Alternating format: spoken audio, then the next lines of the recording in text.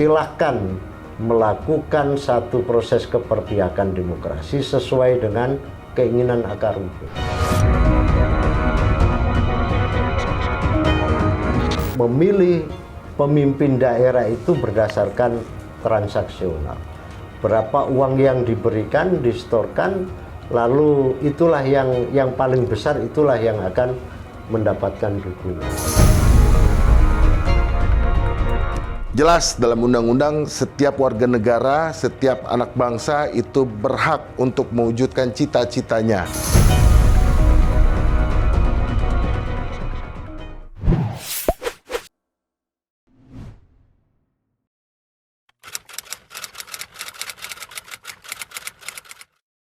Ya, pertama begini, demokrasi kita ini kan sedang mengalami polusi yang sangat pekat ya.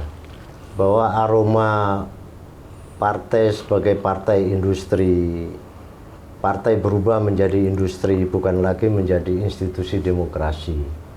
Partai menjadi transaksional, partai menjadi pintu utama korupsi, partai menjadi sumber segala masalah kebangsaan yang hari ini kita bisa melihat bahwa demokrasi hari ini berjalan tanpa visi.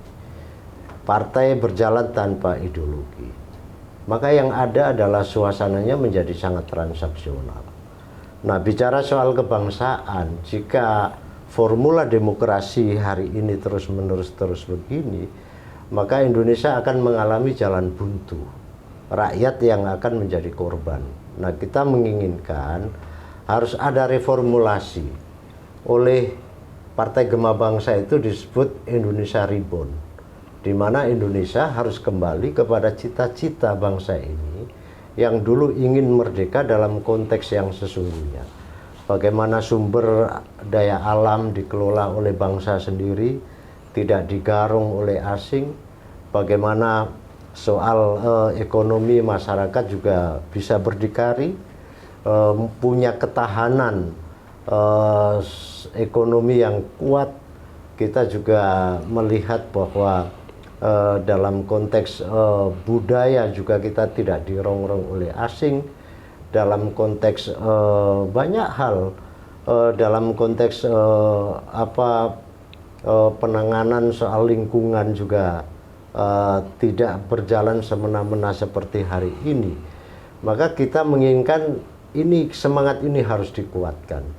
Nah, itu akan terjadi kalau kita kembali kepada skema berdikari atau kemandirian. Karena kemandirian itulah yang membuat kaki-kaki bangsa ini menjadi kokoh kembali, dan itu akan punya ketahanan jika mengalami sebuah benturan yang kuat dari bangsa-bangsa lain. Itu yang pertama. Yang kedua,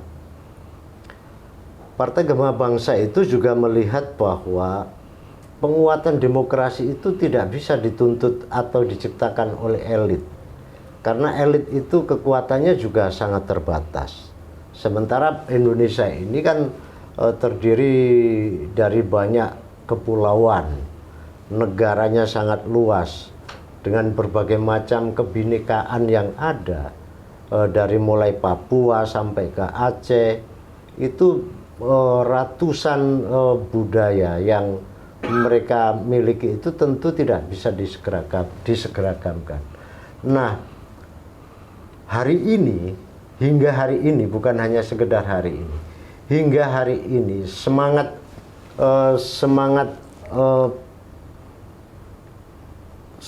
politik yang sangat terpusat itu menuntut keseragaman. Kepentingan elit menjadi yang utama, sehingga dia tidak peduli dengan lapisan yang paling bawah. Dan ini berbahaya. Kalau ini terus-meneruskan dilakukan, maka saya berkeyakinan sampai kapanpun Indonesia tidak akan pernah bisa melakukan apa-apa. Nah, konsep yang dipilih oleh Partai Gema Bangsa itu adalah konsep politik desentralisasi. Politik desentralisasi itu artinya kita mengalihkan yang seluruh partai itu terpusat, Gema Bangsa membalik bahwa seluruh kebijakan kita kuatkan ada di kabupaten dan di provinsi. kita melihat bahwa dengan keragaman yang begitu kuat, dengan kekayaan budaya yang begitu banyak, yang begitu besar, kita tidak bisa menyandarkan sebuah kemajuan, sebuah kepentingan itu hanya ada pada elit.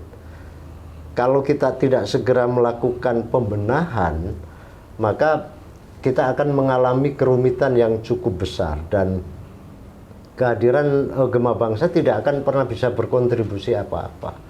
Nah, dengan desentralisasi yang kita berikan kepada masyarakat di tingkat bawah, inilah waktunya melakukan penguatan demokrasi itu sendiri. Jadi para pengurus di daerah itu bisa melakukan proses keperpihakan terhadap daerahnya begitu cepat, tanpa harus berkonsultasi kepada pusat. Daerah juga bisa melakukan mapping kepemimpinan dengan sesuai kebutuhan daerah tanpa harus ada intervensi pusat. Daerah juga bisa melakukan proses penguatan demokrasi dengan masyarakat-masyarakat lokal yang pada akhirnya mereka tahu apa yang mereka inginkan dan mereka juga bisa melakukan. Nah, dari proses kebijakan ini tentu Partai Gema Bangsa menjauhkan bahwa politik transaksional itu tidak terjadi di Gema Bangsa. Karena otoritas ada di bawah, maka tidak perlu lagi ada lobby yang sifatnya dalam tanda petik mengabaikan kepentingan di bawah. Justru yang dari bawah, arus bawah ini kita dorong menjadi kekuatan yang sangat serentak, dan ketika mereka sama-sama kuat, maka secara otomatis secara nasional itu juga akan mengalami percepatan penguatan yang sangat besar, dan itu pasti sangat signifikan dengan adanya desentralisasi politik itu. Jadi politik transaksional itu kita jauhkan dari Gema Bangsa. Politik dalam quote unquote itu hanya mengedepankan pada uang, maka itu kita tepis sejak awal bahwa kita tidak melakukan itu. Jadi politik transaksional kita tepis, kita buang. Politik tanpa mahar itu yang akan menjadi pilihan perjuangan dalam rangka menguatkan masyarakat yang ada di bawah. Kita harus menghargai bahwa politik itu hadir atas prakarsa-prakarsa yang ada di bawah, sehingga prakarsa-prakarsa itulah yang akan menguatkan civil society, menguatkan kepemimpinan, menguatkan dalam konteks budaya, ekonomi, segala macam dengan khas daerahnya masing-masing. Dan pada akhirnya jika ini berjalan dengan baik, maka menurut saya Indonesia dalam konteks ke depan akan mempunyai corak yang baru dalam konteks demokrasi. Karena demokrasi kita yang sifatnya gotong royong oleh Partai Gema Bangsa telah dimulai.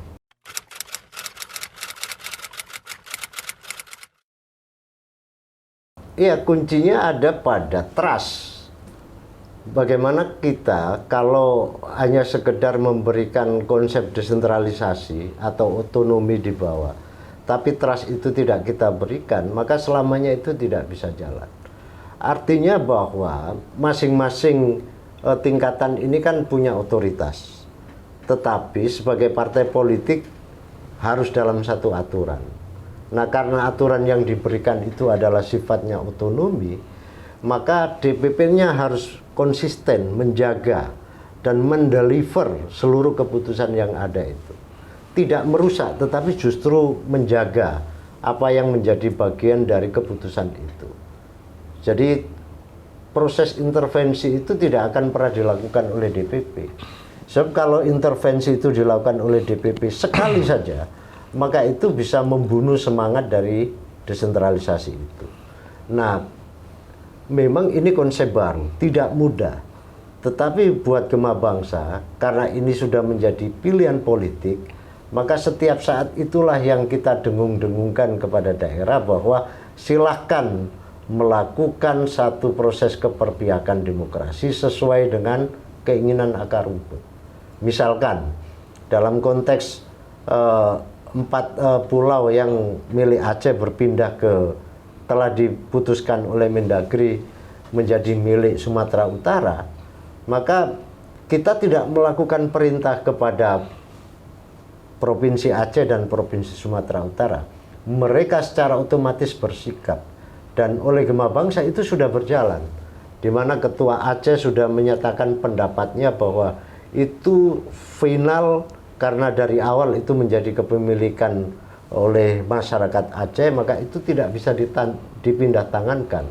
Sementara Ketua Provinsi sudah menyatakan sikap agar Mendagri melakukan evaluasi, artinya mengembalikan itu kepada Aceh. Artinya isu-isu lokal yang berdampak nasional itu tidak semata-mata pusat yang bersikap, tetapi justru daerah lah yang mempunyai otoritas untuk melakukan keperpihakan sesuai dengan apa yang dimiliki oleh daerah. Nah, dalam konteks ini ada keberhasilan. Yang kedua, dalam penataan struktur organisasi, DPP juga tidak melakukan intervensi. Ketika provinsi sudah memutuskan bahwa ketua kabupatennya itu adalah si A atau si B, maka pusat tidak melakukan intervensi apapun. Yang ada adalah memberikan legalitas secara cepat kepada pilihan-pilihan provinsi itu, agar struktur itu diakomodir atau diputuskan jauh lebih cepat, sehingga mereka punya kemerdekaan, punya kenyamanan di dalam melakukan proses penguatan struktur itu. Jadi kita akan belajar mengatasi situasi ini, karena ketika partai ini satu saat akan menjadi besar, kita juga akan terus menguatkan proses desentralisasi itu menjadi kekuatan yang paling utama bagi partai ini.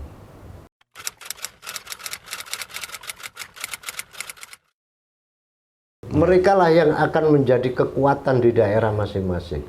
Mereka itulah pemimpin yang sesungguhnya, yang selama ini oleh partai-partai lain dianggap sebagai bagian dari karyawan atau dianggap sebagai pembantu. Mereka dilakukan dipaksa untuk melakukan kerja yang sangat maksimal, tetapi begitu mereka menentukan masa depannya, mereka diingkari oleh DPP-nya. Nah, kita tidak menginginkan itu. Silakan mendesain pola kemajuan ke daerah hanya sesuai dengan kepentingan masyarakat lokal yang kita sebut dengan kearifan lokal itu. Lalu begitu mereka sudah mendapatkan formulanya, DPP secara otomatis memberikan dukungan itu. Karena pilihan ini sesungguhnya bukan asal berbeda, tetapi saya melihat dari pengalaman ketika saya di partai-partai sebelumnya, itu melihat bahwa memilih pemimpin daerah itu berdasarkan transaksional. Berapa uang yang diberikan, distorkan, lalu itulah yang paling besar, itulah yang akan mendapatkan dukungan. Jadi naif sekali kita bicara soal kepemimpinan daerah dengan kedok idealisme, dengan kedok kemajuan, dengan kedok memenuhi harapan rakyat di sana. Tapi kalau pola penentuan kepimpinannya tidak sinkron dengan kebutuhan daerah, maka tentu saja begitu dia terpilih, saya sudah bisa pastikan dia tidak akan pernah memikirkan rakyat.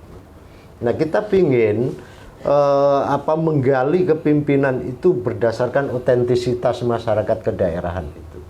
Jika otentisitas itu bisa terwujud, maka menurut saya itu akan menghadirkan kepimpinan yang sungguh-sungguh dari dalam. Karena dia terpilih bukan karena transaksional, tetapi dia terpilih karena sebuah kepentingan kedaerahan itu dan karena kompetensinya. Jadi menurut saya ini adalah politik jalan baru yang dipilih oleh Partai Gema Bangsa, dan saya berkeyakinan dengan pilihan jalan baru ini akan menghadirkan kekuatan yang sangat besar dan bisa mengimbangi kepentingan politik yang sangat pragmatis itu. Ini adalah misi besar dalam rangka merubah karakter kepemimpinan kita dalam konteks nasional ya. Ini juga bisa disebut dengan revolusi mental yang sesungguhnya. Karena cara pandang yang selalu terpusat itu sesungguhnya terus-menerus mempertahankan demokrasi yang transaksional ini. Demokrasi hanya berjalan secara artifisial, tidak menyentuh pada substansinya bagaimana membangun rakyat itu yang sesungguhnya. Ya, kita ingin dengan adanya pola kepimpinan yang dikuatkan dari bawah dan keputusan itu berangkat dari bawah, itu akan bisa memperbaiki secara sistemik, tidak hanya secara kepartaian, tetapi bagaimana dalam konteks pemerintahan kedaerahan itu juga akan menjadi jauh lebih baik. Karena apa? Yang saya sebut dengan otentisitas tadi itu yang akan melahirkan sebuah kemerdekaan, melahirkan sebuah pikiran-pikiran dan gagasan-gagasan yang tanpa ada ketakutan sedikit pun akan dikoreksi oleh pusat. Karena selama ini banyak sekali politisi-politisi daerah itu yang merasa terbelenggu ketika akan berbeda dengan pusat, ketika akan memperjuangkan kepentingan daerah, itu selalu disemprit oleh elit, oleh pusat. Nah, Gema Bangsa tidak akan pernah melakukan itu. Selama itu menjadi kebutuhan daerah, selama itu menjadi kepentingan masyarakat di sana, maka Gema Bangsa memberikan 100% dukungan agar apa yang mereka lakukan itu benar-benar bisa berpihak pada kepentingan rakyat.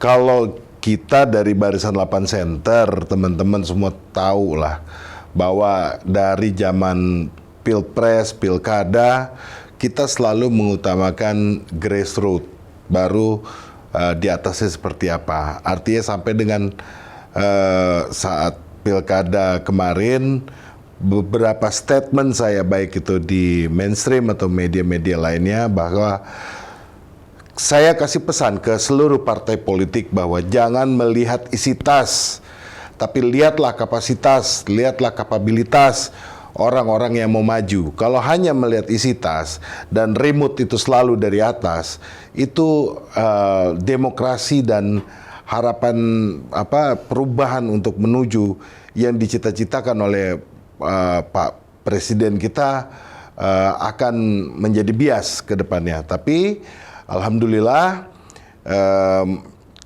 seiringnya berjalannya waktu banyak juga yang beberapa partai yang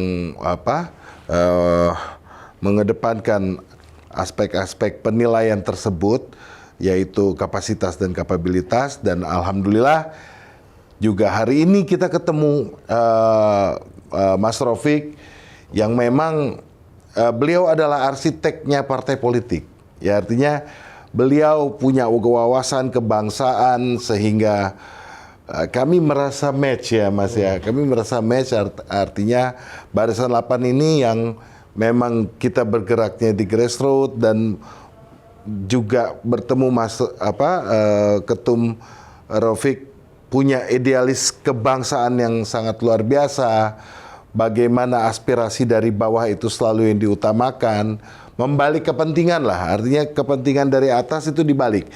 Kepentingan dari atas adalah bagaimana bisa menjalankan aspirasi dan perintah dan keinginan dari akar rumput ini atau dari grassroots ini. Nah, itu cocok dengan Barisan 8 Center gitu, dan kedepannya insya Allah mohon dukungan juga pada teman-teman semua bahwa Barisan 8 Center ini multi partai sekali lagi. Jadi kami dari manapun menampung aspirasi, dan dengan Barisan 8 Center ini dan Gema Bangsa merasa match dan cocok untuk menjalani satu keinginan bangsa Indonesia. Bukan keinginan kami, bukan juga keinginan Mas Rofik, tapi keinginan bangsa Indonesia.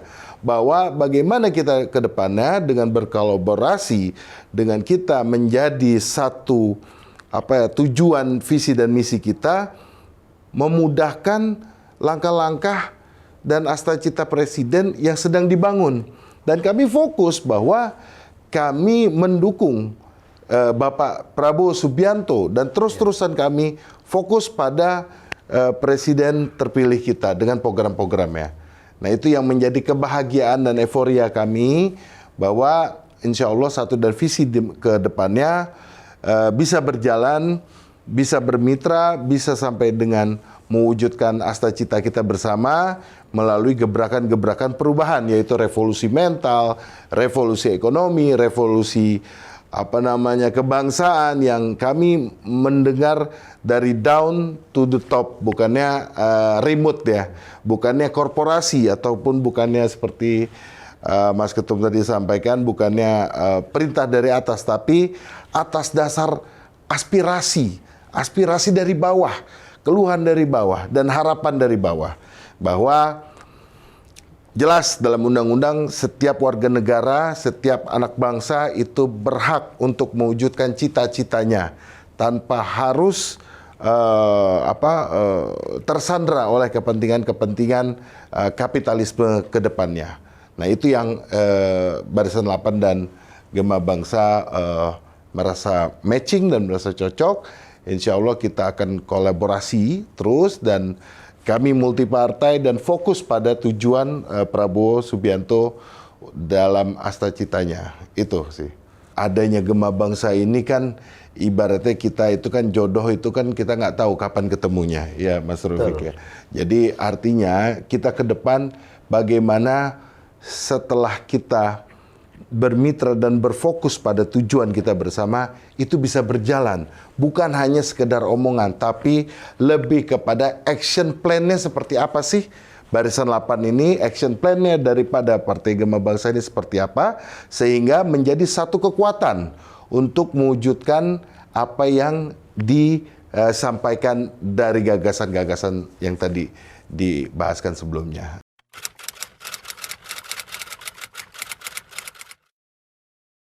Ya, pertama yang ingin saya sampaikan adalah bahwa hasil pemilu yang kemarin jika diperbandingkan dengan 2019 itu dalam konteks pragmatisme itu mengalami penurunan. Itu artinya bahwa masyarakat kita ini sesungguhnya memang ada kebutuhan yang sangat besar, tetapi mereka juga udah mulai cerdas. Banyak juga kok politisi-politisi yang kapok udah nyawer segitu banyak tapi tetap tidak terpilih. Ada juga yang nyawernya tipis-tipis terpilih. Ada yang juga nggak nyawer sama sekali juga terpilih. Memang jauh lebih banyak dari yang nyawer dan mereka yang terpilih. Tetapi satu hal, masyarakat itu kan terus-menerus dipaksa oleh perubahan, dan perubahan hari ini tuh sangat cepat sekali. Bagaimana misalkan revolusi media itu mengalami perubahan yang sangat besar. Pergeserannya begitu sangat cepat dan masyarakat dipaksa oleh itu. Hampir semua persoalan-persoalan kemasyarakatan, politik, sosial, budaya, dan dalam konteks bangsa dan bernegara, mereka itu sudah mengetahui melalui handphone. Maka jika kita Partai Gema Bangsa itu menyesuaikan dengan perubahan itu, maka secara otomatis itu akan bisa berkontribusi untuk melakukan pergeseran-pergeseran itu. Partai Gema Bangsa juga bisa melakukan sosialisasi secara maksimal. Karena masyarakat hari ini semakin dewasa dan semakin cerdas. Mereka mempunyai tingkat independensi yang sangat besar yang tidak bisa diintervensi oleh satu sama lain. Apalagi 2029 besok itu pemilih Gen Z, Gen Alpha itu akan mencapai 58%, sangat besar sekali. Nah, generasi-generasi inilah yang menurut saya tidak gampang dibelokkan oleh uang atau materi. Mereka akan jauh lebih firm terhadap gagasan dan harapan. Karena sesungguhnya yang dibutuhkan oleh mereka itu adalah harapan dan soal kemapanan.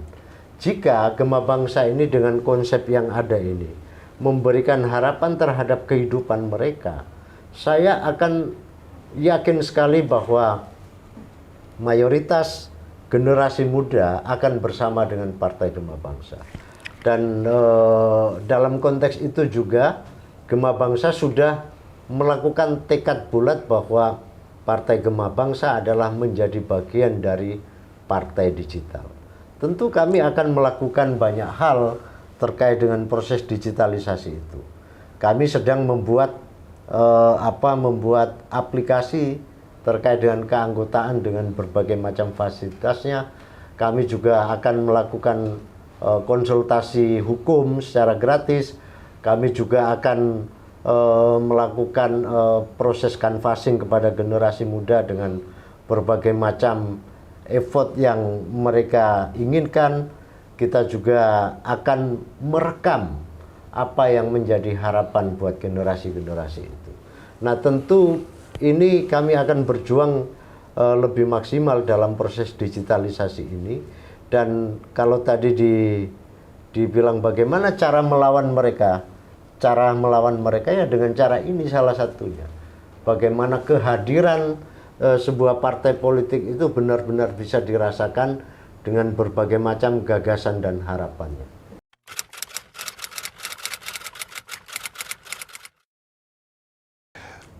Kita pasti akan berkolaborasi dengan apa yang disampaikan oleh Bang Rafiq tersebut, bahwa kita akan melakukan langkah-langkah dalam perjalanan ke depannya. Artinya yang disampaikan oleh Mas Ketum tadi adalah digitalisasi buat anak-anak Gen Z sampai dengan Gen Alpha ya, kalau nggak salah ya. Milenial ini itu harus kita lakukan. Artinya bukan kita lakukan, kita ngomong-ngomong terus tidak melakukan apa-apa, tapi Barisan 8 Center akan berjalan memberikan sesuatu hal-hal yang konkret, hal-hal yang produktif. Mungkin adanya kegiatan, pelatihan, dan itu pun sudah kita lakukan. Bahkan saat ini juga dengan adanya digitalisasi ini, kita akan melakukan benar-benar suatu tindakan masif sampai dengan ke tingkat-tingkat desa ya, Mas Rafiq ya. Karena kami dengan adanya berkolaborasi, tentu langkah kami lebih mudah untuk menjangkau sampai ke akar rumput, sampai tingkat kecamatan, desa, bahkan ke pelosok-pelosok tertentu. Dengan adanya kita kolaborasi, langkah Gema dan langkah Barisan 8 akan semakin mudah menjangkau seluruh aspek-aspek yang tadi dibahaskan. Nah, untuk step-stepnya bahwa ya kami juga akan berkoordinasi terus dengan Gema Bangsa, dengan teman-teman yang ada di lapangan untuk memaksimalkan potensi-potensi, meyakinkan bahwa pentingnya edukasi, pentingnya pelatihan ataupun pentingnya hal-hal yang akan dilakukan oleh minat-minat anak-anak daripada Gen Z, Gen Y sampai dengan Alpha. Dengan adanya perubahan, pasti ya kalau Gema dengan partai politik dengan cara-cara pendekatan yang lebih modern, kami Barisan 8 Center dengan mungkin berjalannya kita ke bawah itu bisa bersama-sama merangkul kebutuhan apa yang diinginkan oleh anak-anak milenial dan Gen Z tersebut. Mungkin adanya internet gratis atau apapun lah yang menjadi kebutuhan dasar masyarakat. Tentu kami akan improve terus, bekerja sama dengan Gema Bangsa, karena Gema Bangsa ini partai yang baru lahir, tapi kok udah kompleks, apa aja ada. Ibaratnya satu bangunan kokoh, semuanya ada di situ.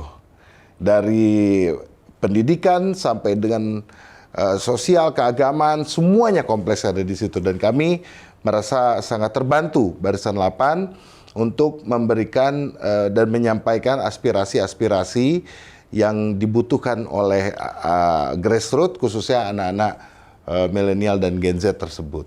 Intinya gitu sih.